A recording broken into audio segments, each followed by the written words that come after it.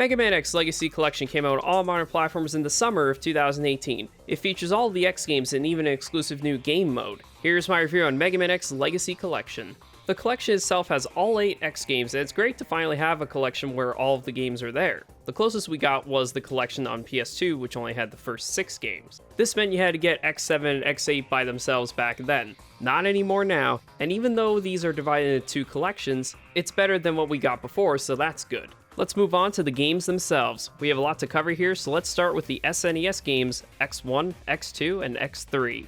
X1 is the start of the series, and for a start, it did very well. It's notable for being the first 16-bit game, and even though it's old, like mid-90s old, it still has the old charm to it. It feels good to go back to, even though it was originally on the SNES.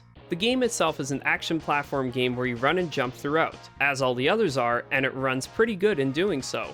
Even though in this collection we may not have stuff like save states, this one still feels good when it comes to its difficulty.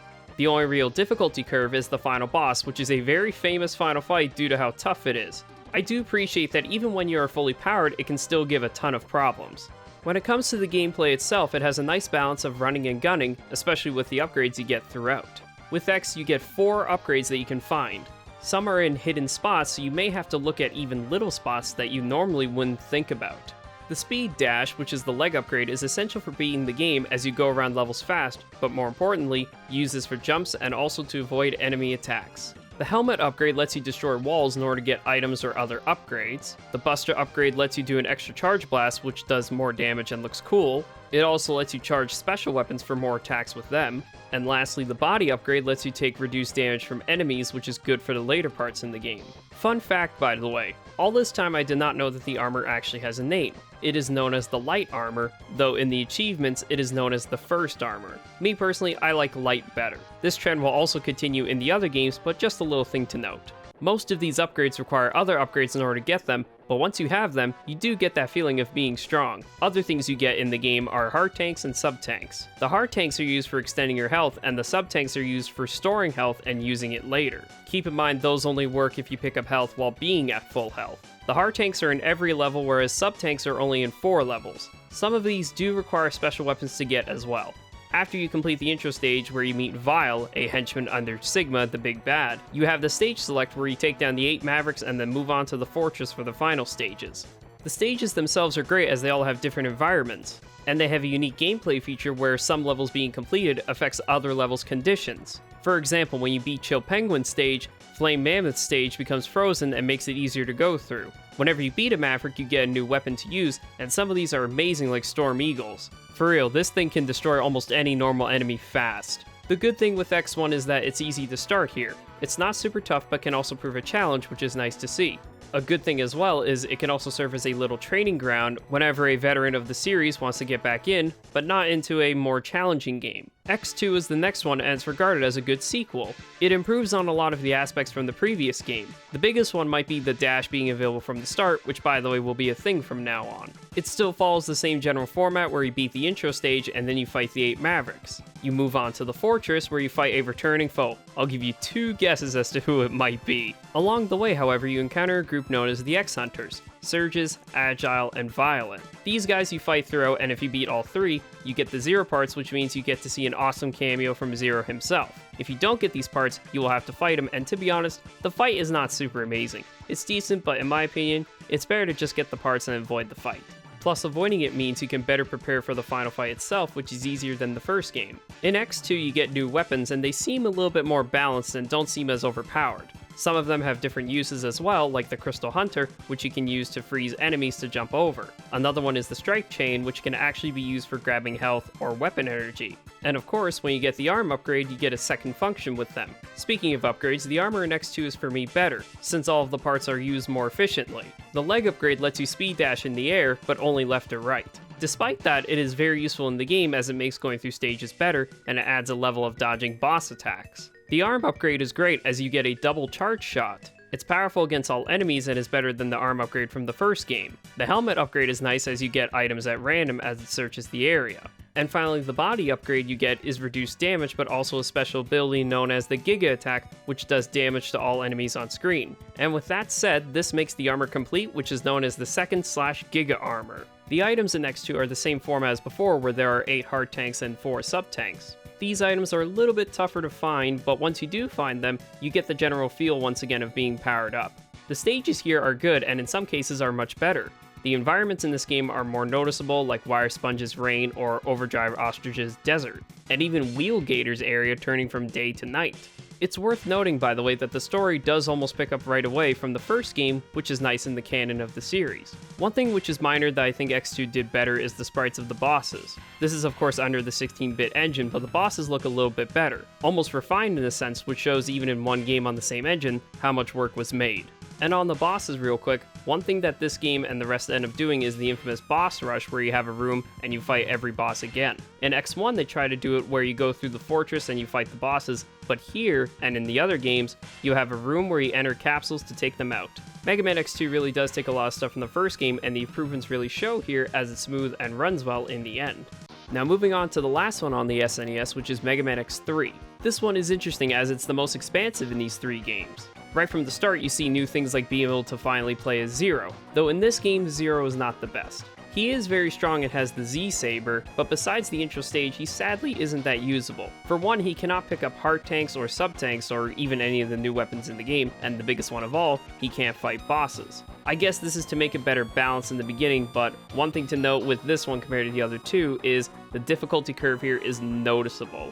Granted, X2 did have some tough parts like with the part with the speeder, but still, the enemies in that game were mostly easy to deal with. Here it's tough, and the bosses have also gotten stronger. It may not seem like it, but it shows whenever you fight them. Even mini-bosses are stronger as well, so always take extra caution whenever you fight them. The other things that are different are the items. You still have the usual hard tanks and sub-tanks, but you also have the ride armors. The ride armors have been here since X1, but this game decided to have them be more of a role. They are very strong and can even be used for getting items throughout the game. Another thing which is different is the armor.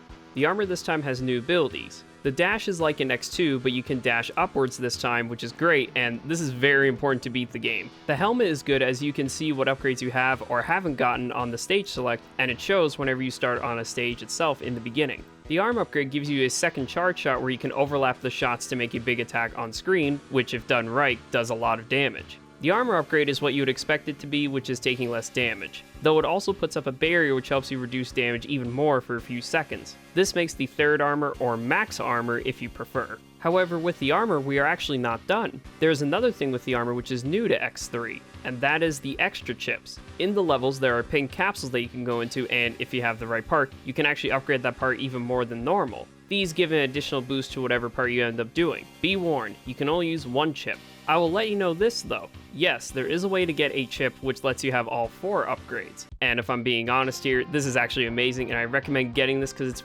really good and will help a ton.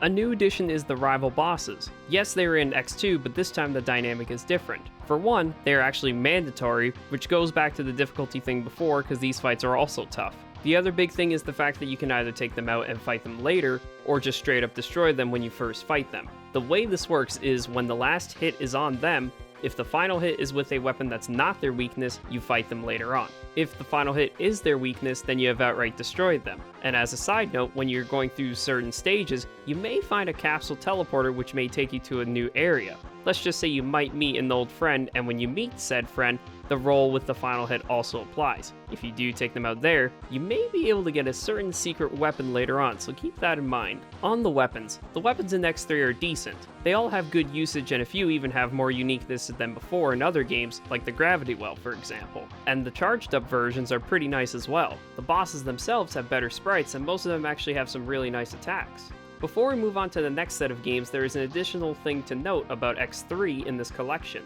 Mega Man X3 on the Legacy Collection is actually the SNES version. Why is this notable? Because this game actually got a PlayStation version where it received remixed OST and FMV cutscenes. The PlayStation version of X3 is on the X Collection on PS2, so remember that when playing the Legacy Collection, because it is the SNES one. Mega Man X3 is still very much fun, even with its difficulty curve. It has really good stuff in it, and for it being the last one on the SNES, they definitely went all out with adding as much as they could. So that covers the SNES games, and they still hold up okay. Some graphics and sprites look old, but the games are fun. I will mention that they sometimes do have a tiny 2 or 3 second slowdown whenever a lot happens on screen, but it's not game breaking, which is nice. Now with that said, let's move on to the PlayStation era of Mega Man X games in this collection, X4, 5, and 6. Starting with X4, this one was a big deal, seeing as how it was enhanced on its visuals. The 32-bit engine really shines here as the jump from 3 to 4 is noticeable right away. The look of the game is good, the backgrounds are great, and the big one, the characters look better, both ones you play as and opponents. Mega Man X4 has new changes which are right away notable, like being able to play as Zero properly. Again, in X3 you could play as him, but not really do that much. Here, he has his own story alongside X's. Whenever you start, you pick either X or Zero, and they have their own campaign, so you won't really see them interact with each other much. It means for the first time we have two different stories for the game, which I gotta say is a big plus, as it means once you beat the game with one character, you can go through it again but with the other and not have to worry about repeated plot threads. Sure, there might be a few similarities, but it's distinct enough. Little bonus by the way, whenever you do the intro stage with either character, the theme will be different, and this is the same whenever you hear the victory theme. Now playing as X is the same like before, but Zero has changed a lot. He is only a melee fighter now. Whenever you get new weapons with him, some of them are new techniques they can pull off, kind of like getting new moves in hack and slash games. Fighting bosses as Zero can be surprisingly faster, as doing attacks on them can be quicker, though sometimes bosses can be tougher with Zero, though the same can be said for X. However, all of them are not that bad, as the difficulty is lowered here compared to X3. The story here is again a little varied, but the general parts are the same, where you find out after the third defeat of Sigma, there is a new Maverick hunted group known as Repli-Force. This group is led by General and Colonel. Yep, amazing names. Though behind the scenes, there's something going on which doesn't seem good, so that's a thing. Some other things to note in X4 are the fact that we once again have an armor for X known as the Fourth Armor or Force Armor. The leg part is the same as X2, where you can only dash left to right, so no upwards dash. Hovering is a new feature which helps, so one could say that this is the replacement. The arm part can get two different uses. One makes it so when you charge up you get 4 charge shots. The other is a big plasma shot that stays when it gets used. This one is generally the better one, and most pick this. The helmet is amazing in this game because it doesn't use up any special weapon energy unless you use the charged up versions. Most of the time you only need to use the normal special weapons, so once you get this, you don't have to worry about special weapon energy. And lastly, the chest part gives an ability known as the Nova Strike, where you do a dash attack across the screen. You can only do this once, and then you have to wait until it recharges by getting attacked. This is the only armor that you can get by normal means, but this game also introduced a new armor which will be a staple from here on out. This armor is the Ultimate Armor. The Ultimate Armor is only obtained in this game by inputting a code in the menu screen. Then you get it by going to the area where you normally get the leg part. At the capsule you get the full armor, so you can get this very early on. The most notable thing about the armor is the unlimited Nova Strike, which can take out any enemy you encounter. It also has the plasma shot as its arm parts. Zero also has a different armor, though his you can only get by using a code just like with X. You get the Black Armor Zero, but in this game it doesn't actually give any boosts, it's just for visual. Just like the Ultimate Armor for X, Black Armor Zero is in the games from now on. The gameplay in X4 is very good once again. New terrains are here and going through the stages is fun. The HUD has also changed to a more appealing look for the new era of games. Movement is good when you consider the jump between systems. The stages are split into 2 areas, and I have to give it credit on being different from other games. The 2 areas are not super long, so it's fine that it's like this. Hard tanks stay the same, but there are only 2 sub-tanks and it'll stay like this for the rest of the games. The weapon tank and EX tank are new, and I gotta be honest here that the weapon tank is not the best, as whenever you go through stages, you get the weapon energy refilled, so it renders the tank semi-useless. On the other hand, the EX tank is good, where whenever you have to restart the game, you start with 4 lives instead of 2. X4 is a great start to the PS1 era of games. The graphics are good, the gameplay is fun, and the soundtrack is nice to listen to. On to X5, and this one might be the most story heavy. One thing for sure is, you can see they went all out for this one. The story here is a big deal, and a lot of stuff does go down. To start, you go through the intro stage, and when it's done, you see the space colony Eurasia falling down towards Earth, and you only have 16 hours to prevent it from doing so. You get 2 shots at it, the cannon and the shuttle, but we will get more into story stuff later. Once again, you play as X and Zero, though this time when you pick them in the intro stage, you get a bonus for that run. If you play as X in the intro, you get to keep the 4th armor from X4. As an incentive, this is awesome as it shows X actually keeping his armor from before. Plus, the 4th armor is one of 2 armors that can charge special weapons, the other one being the Ultimate Armor. However, this you can't get until much later in the game unless you use the code. If you play as Zero in the intro, you get to use the Z-Buster, which is not that good. It doesn't do much damage, and you lose out on the 4th armor for X. In my opinion, I always go with X in the intro stage. Both do have a different theme for the intro, but even then, it's still not worth picking Zero for the theme song or the Buster. The biggest feature for X5's gameplay, and trust me when I say this is a game changer, is the ducking. Yes, we can finally duck. Anyways, back to the story. Once the intro bit is done, very briefly you get to meet a bunch of new characters like Alia, Douglas, Cygnus, and Lifesaver. Then you go collect the parts for the cannon, and it shows which 4 bosses have the parts. This makes it easy to find out who has what. It is noteworthy that you can't just fire the cannon right away, and yes, you do have a chance of actually destroying the colony and moving on to the final stages of the game right away. However, you can get all 4 parts for the cannon, fire it, and it won't work, meaning you have to get all 4 parts for the shuttle. The same stuff can also happen with the shuttle when it comes to firing it early or getting all of the parts. Sometimes it will work, sometimes it won't. There is a little bit more story stuff I want to mention, but that will be later on. The gameplay of X5 is similar to X4, but there are a number of new things with this one. X and Zero's gameplay is the same when it comes to the style, but when it comes to armors, this is where changes come in. For X, we have multiple armors. For 1, we have the 4th armor, as mentioned before. Alongside that, we have the Falcon armor and Gaia armor. Lastly, we have the Ultimate armor, which is mainly the same from X4 with a few tweaks. Getting the parts for the Falcon and Gaia armor are different this time around in a few ways. For 1, Zero can actually get the parts for X this time, which can be a time saver. But in an odd mechanic, the armors themselves can only be usable when you get all 4 parts. So even if you have 3 out of 4, the armor is not usable. This system is not the best really. I can maybe see they weren't 100% sure what they want to do since this is the first game with multiple armors, but still, not being able to mix and match parts is a bit of a downer. The armors when fully made are unique. The Falcon armor lets you move around levels by flying, which is fun. This also means you can get certain items that would otherwise be unattainable. Not a fan of the charge shot though, as it's only a fast but small blue laser.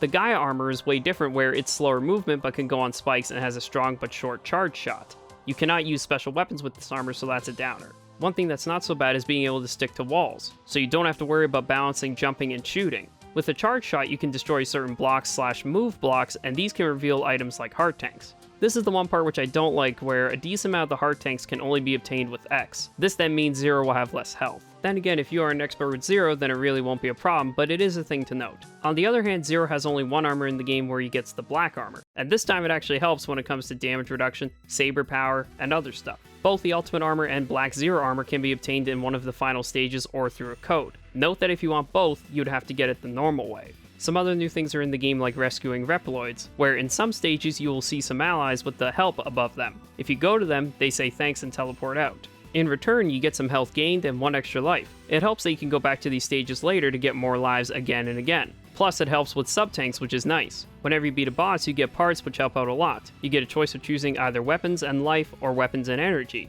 I always go with weapons and life, as you get plenty of weapon energy by default anyway. Now on to the big story stuff. As mentioned before, you can destroy the colony, but you can fail at destroying it, and either way, this is where the game can branch off into different paths. This said, the only major things that change are who you play as and the ending. There are 3 different endings in the game. 2 of them involve destroying the colony, and the last one is under the circumstances the colony was not destroyed. Only one is canon, and even the canon one has some trouble, let's just say. This will be addressed when we get to X6. So the story, the gameplay, the new characters, the setting make X5 a great entry in the series. I still think this one might be one that most could even get into first and will enjoy a lot. That's the beauty of these games. Now let's move on to the last game of the PS1 era, and that would be Mega Man X6.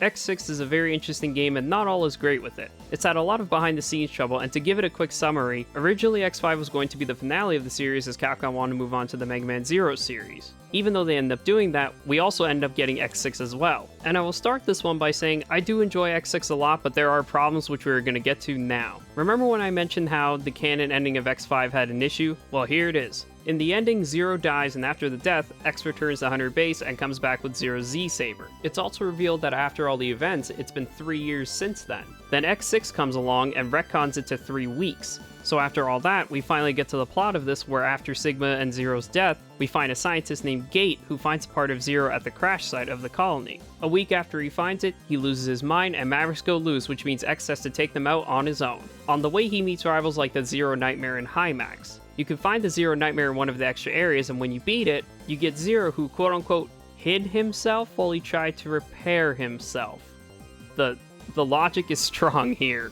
Moving on to the gameplay of X6, it's very much the same as X4, but mainly 5. The armor systems are just like in 5, where you have to collect all the parts in order to use them. We have the Falcon armor from 5, but the main feature, which is the flying, has been taken out. The real problem with it is that you can't get the ability back, so the Falcon armor is not the best in this game. The Blade armor is good, as it's strong but also agile. You can even dash up, which was not a thing in the previous 2 games. The Shadow armor is kind of like the Gaia armor, where you can go on spikes. Also, like the Gaia armor, you can't use special weapons. Instead, if you charge up, you use a strong close-range saber attack. Not my favorite armor, and I do prefer the Blade armor. Once again, we have the Ultimate armor, which just like X4, you can only get by using a code. Zero has the Black armor, and it's the same as last game, so nothing new, but it's here. Zero in this game is at his best, as his Z-Buster is really strong to use and even normal saber attacks are great. So if you ever wanted to try out Zero, this could be the perfect game to do it. The rest of Zero though is mostly the same as before. The Reploids in this game do much more than the previous game where you get health and extra life, but now you get parts which can be used. There are 16 Reploids in each level. Some of them give you parts but some don't.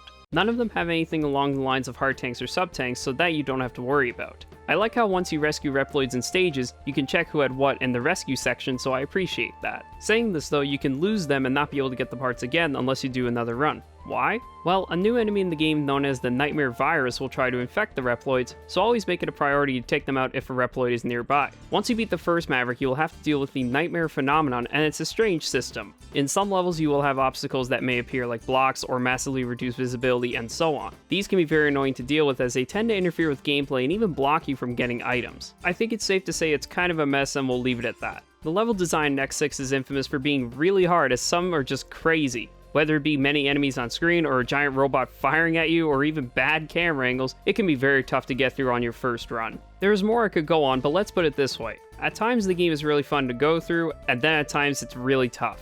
One thing that must be mentioned, and this is on a personal note, the soundtrack in this game is my favorite of the series. There are a lot of great themes that I love listening to and fit the game well. Mega Man X6 definitely was and feels rushed. The stage design is not the best. The gameplay is fun but can be tough at the same time. The plot is kind of silly when you consider what they had to do in order for it to happen. The soundtrack does well to almost make up for it, but music is very subjective, so this will vary. Now that X6 is done, let's move on to the final era of X games in this collection, the two games on the PS2, X7 and X8. Starting the PS2 era with X7, and if you thought X6 was bad or not fun, this one gets worse. X7 is generally regarded as the worst one, and I have to agree. At least X6's general formula of an X game stays the same as others, but this one changes a lot of stuff and not for the good. I'm going to talk about this one in a different angle than the others. First, let's talk about the positives. The OST is decent. Not amazing, but it's pretty okay. The intro I actually like a lot. It sets up how the game will go, and its theme is great, especially since it's the first thing you will see in the game. Although I have problems with the style and story aspects,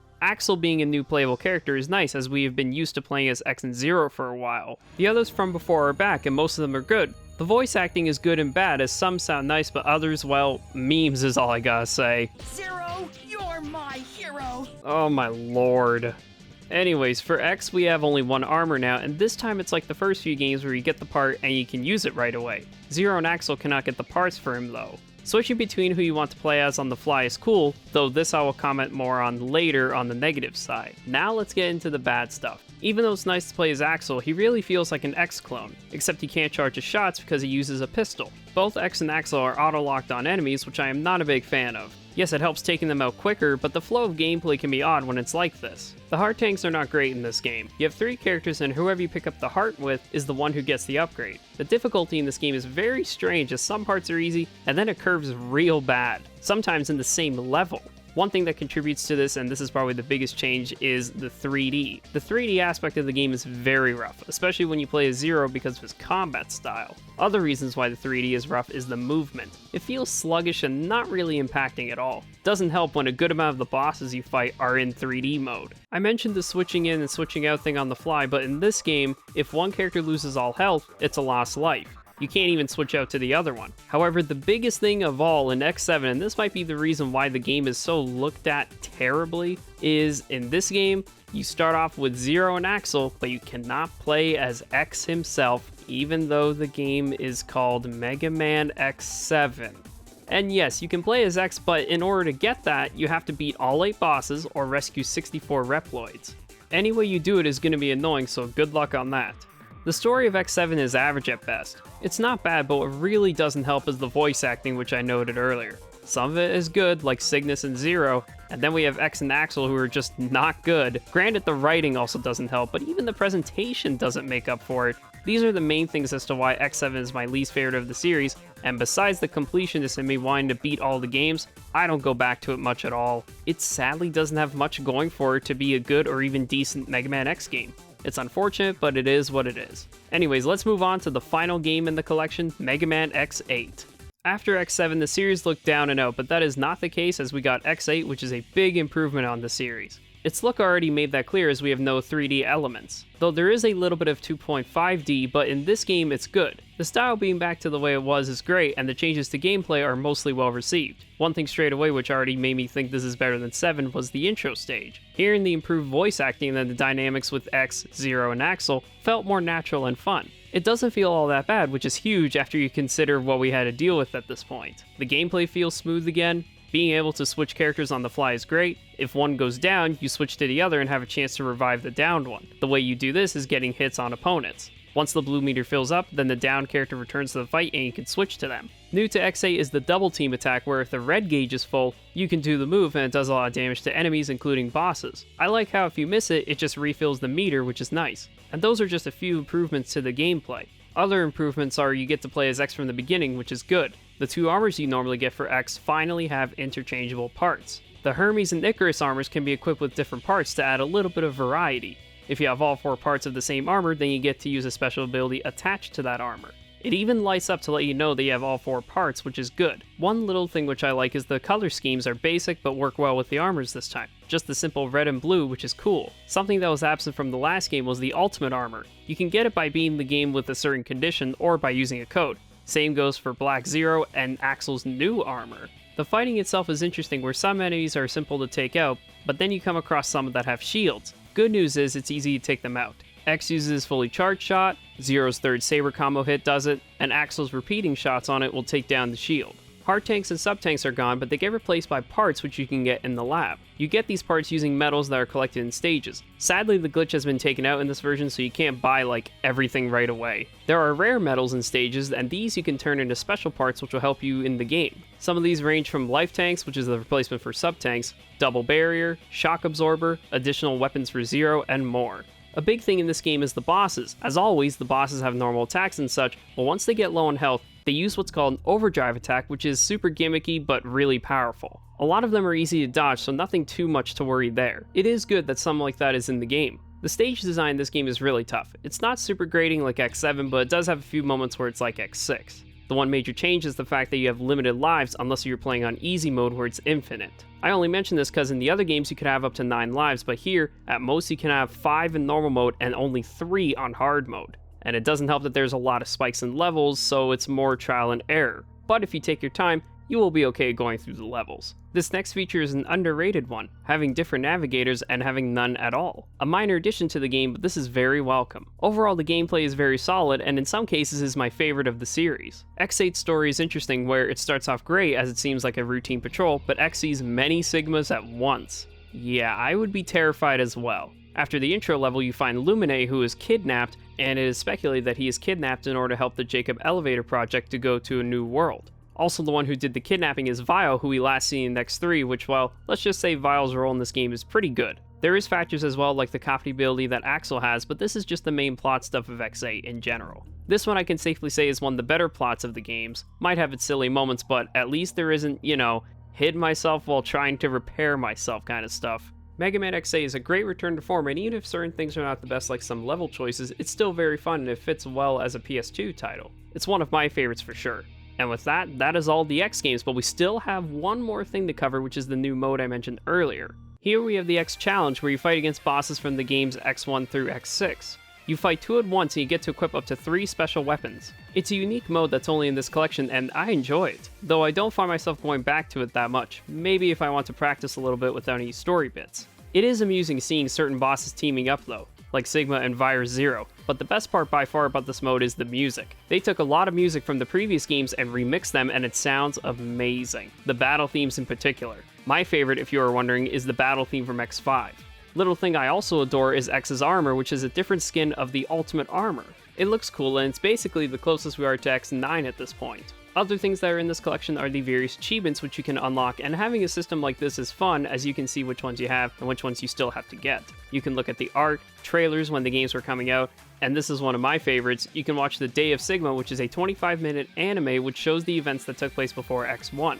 The music player is here to listen to all your favorite tracks and literally has all of them. There are some other cool extras that you can check out, but the fact that this is all here is great. It gives a little perspective on things. The gallery in general is a great place to look at old stuff, and I'll mention this point seeing as how I only mentioned it a little before, but the music in these games is what really make it stand out a lot. Sure, the gameplay helps out, but the style of music is generally what I love about these games. Mega Man X Legacy Collection is a great collection as it has all the games, and it being brought onto modern platforms helps out a lot. I adore the X series, and though there are other side games like the Extreme games, X Command Mission, and even fan games like Corrupted, these 8 games are the main ones that put the series out there the most. Hopefully soon we might even get a Mega Man X9, but it has been a long time since X8, so it doesn't look great, but in this day and age you never know.